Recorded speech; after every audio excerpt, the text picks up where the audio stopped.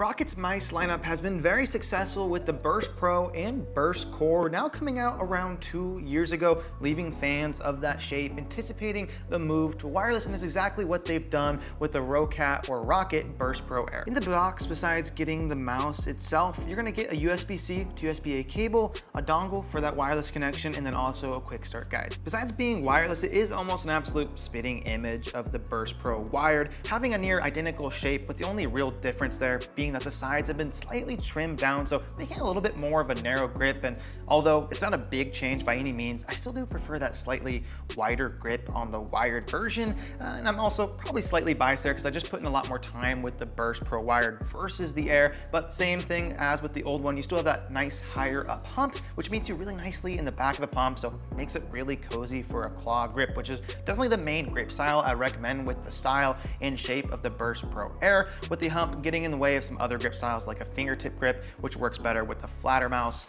would, and palm grip itself also works decently well if you have smaller hands, but with bigger hands like myself, that claw grip definitely was where the sweet spot is at. The Burst Pro Air features the same bionic shell design that we've gotten used to with the Roccat Burst Pro, allowing you to see the honeycomb but not feel it, which I definitely appreciate, as I don't really like honeycomb mice that you're holding onto and can actually feel that pattern in your hand. But they were able to actually make it look even a little bit better with the RGB as well, not having as much black splotches on that honeycomb shell underneath, so it makes the RGB shine through a little better, look a little bit more uniform, which I did like. Unfortunately though, they were not able to cut too much of that weight, bringing it in at 81 grams, which is about 13 grams heavier than the wired Burst Pro. And though, yes, 81 grams isn't as light as some of the other wireless mice on the market, it still feels really nice in the hand, especially with the shape, lending itself to a slightly heavier weight and not making it feel out of place. On the front of the mouse, of course, we're no longer gonna see a fixed cable there, but now we do have a USB-C port, which can be plugged in with the included cable in the box,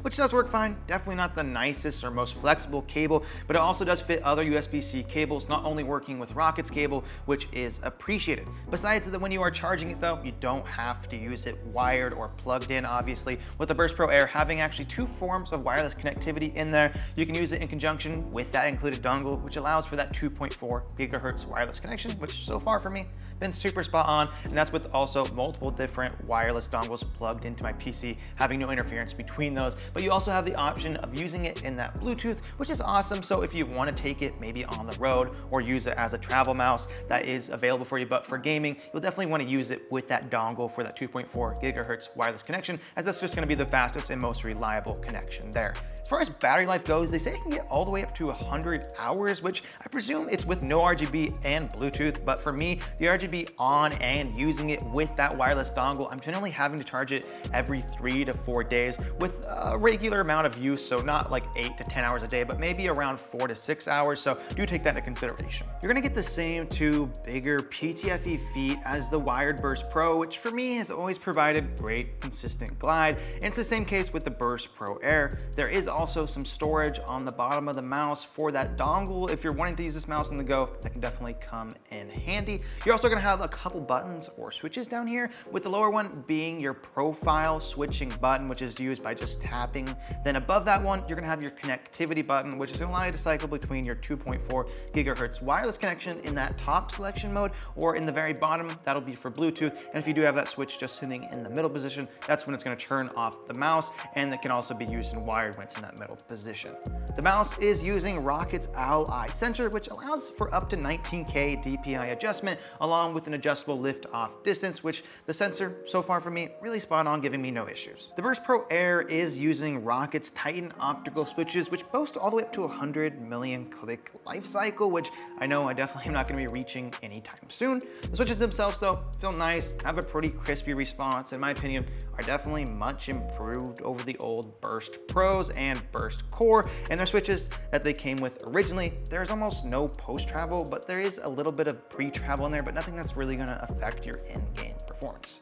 The scroll wheel is nice, pretty quiet and smooth, not being super rigid, but you can definitely still feel each stage of it without a lot of resistance there. And the press in on the scroll wheel also not the easiest again, but definitely still manageable. You also get a DPI button on top of the mouse, which can be used to cycle between those different stages, which can be, of course, be done just by tapping on it itself, and those can be adjusted in Roccat's Swarm software. Finally, you're gonna have your side buttons, which are a little bit bigger and easier to find with your thumb, which I appreciate, and also without much pre or post travel in those, having a nice tactile response.